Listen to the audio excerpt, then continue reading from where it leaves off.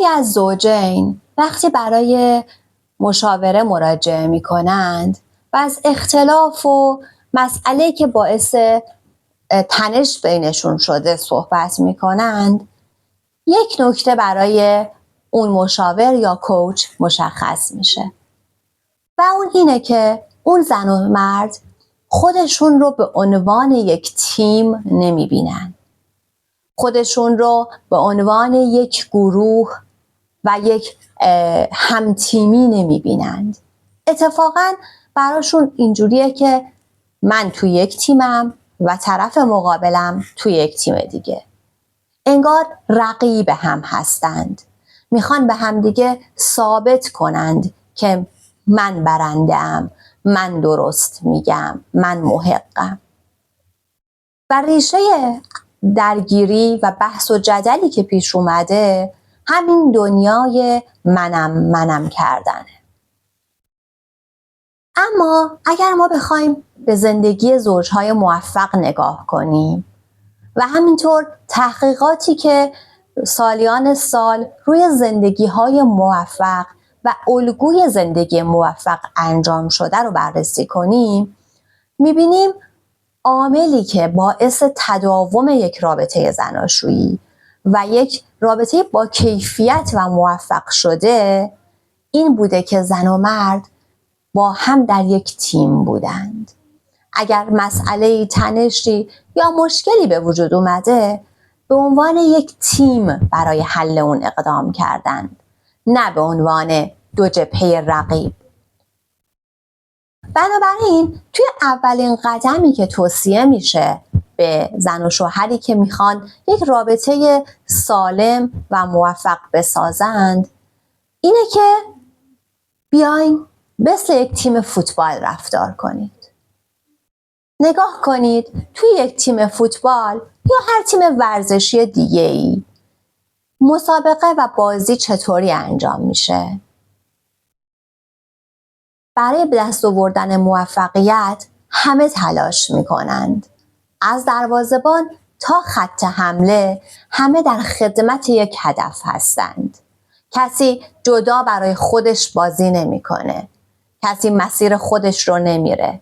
با یک حرکت تیمی و یک هماهنگی تیمی فعالیت میکنند. هر بازیکن وظیفه مشخصی داره. اول باید وظیفه خودش رو انجام بده و بعد در خدمت تیم مشارکت و همکاری کنه. یه دروازه‌بان دروازه رو ول نمی‌کنه بره تو خط حمله وایسه. بازیکن خط حمله نمیره وسط زمین واسه خودش قدم بزنه. هر کسی اون چیزی رو که پذیرفته و بهش محول شده تمام و کمال انجام میده. یه استراتژی برای برد وجود داره. یه سیستم وجود داره. چینش بازیکنان، نحوه بازی کردنشون بر اساس یک استراتژی چیده شده. همه بازیکنان موظفن مهارت خودشون رو تو سطح بالایی نگه دارند.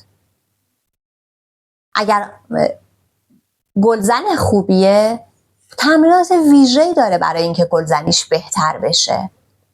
اگر گلر خوبیه باز هم تمرینات ویژه‌ای داره برای اینکه بهتر از دروازش مراقبت کنه. بنابراین توی یک رابطه زناشویی موفق هم زن و مرد باید در پی ارتقای کیفیت زندگی باشند، در پی ارتقای خودشون به عنوان یکی از بازیکنان این بازی زندگی باشند. من به عنوان همسر چه مهارت‌هایی باید یاد بگیرم؟ چگونه همسر بهتری باشم؟ چگونه رفتار درست‌تری داشته باشم؟ چگونه توانمندتر باشم در این زندگی؟ چیزیه که لازمه بهش رسیدگی بکنم. توی مسابقه ورزشی یه قواعدی وجود داره، یه قانونی، یه چارچوبایی وجود داره که بازیکن‌ها بر اساس اون چارچوب و قواعد بازی میکنن. محدوده زمین مشخصه، دروازه ها مشخصه، قوانین بازی کردن مشخصه. توی زندگی زناشویی هم ما نیاز داریم یک قواعدی برای زندگیمون داشته باشیم، یه چارچوبی برای زندگیمون داشته باشیم که هر دو بهش متحد باشیم. توی مسابقه ورزشی رفتارهای غیر ورزشی ممنوعه. حرکات خطرناک، آسیب زدن به دیگری، فحاشی، بی احترامی به همدیگه ممنوعه. توی زندگی زناشویی هم همینطور.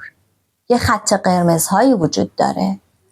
توی مسابقه فوتبال اگر کسی این قواعد رو رعایت نکنه اخراج میشه، کارت قرمز میگیره. توی زندگی زناشویی هم همینطوره. اگر ما با فحاشی، با بی احترامی، با کتککاری، با آسیب زدن بخوایم رابطه رو پیش ببریم، باید از اون بازی خارج بشیم. اون رابطه دوام نمیاره. به هم میخوره بازی.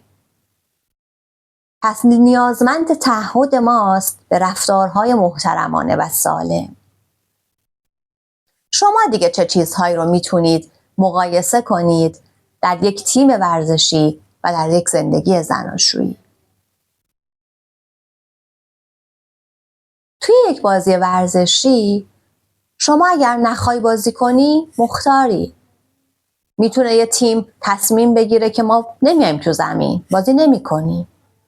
ولی مسئولیت تبعاتش رو هم باید بپذیره. برای تیمی که تصمیم میگیره نیاد بازی کنه، نتیجه 3-0 بازنده شدن رو باید بپذیره. شاید حتی جریمه مالی هم در نظر گرفته بشه یا یه محرومیت دیگه. تو زندگی زناشویی هم همینطوره. ممکنه شما نخواین یه رابطه زناشویی رو ادامه بدید. امکان پذیره، ولی مستلزم پذیرفتن تعهداتیه. مسئولیت هایی وجود داره که اگر میخوای از این رابطه خارج بشی، موظف به قبول اون مسئولیت ها و اجرای اون تعهدات هم هستین. به زندگی خودتون نگاه کنید. ببینید کجای رابطه هاتون به عنوان یک تیم عمل کردید و کجا هر کدومتون بازیکنی در تیم رقیب بودید. ممکنه برنده ظاهری اون بازی شما بوده باشید، ولی در حقیقت رابطتون شکست خورده. و کدوم براتون با ارزش تره؟ برنده شدنتون به عنوان یک تیم و ارتقای کیفیت رابطه زناشوییتون، یا نه فقط برنده شدن شخصی خودم ولو به قیمت آسیب دیدن رابطه زناشویی؟ ببینید در مواجهه‌های آینده با مسائل زندگیتون میخواین چطور رفتار کنید، چطور بازی کنید. دوست دارید بخشی از یک تیم باشید در خدمت رشد، یا نه بازیکن زمین خودتون هستید و آماده اید که تبعات ضعف و شکست رابطه رو هم بپذیرید؟ در ویدیوهای بعدی مفصل‌تر راجع به مهارت‌هایی که برای بازی تیمی در زندگی زناشویی لازمه صحبت خواهیم کرد.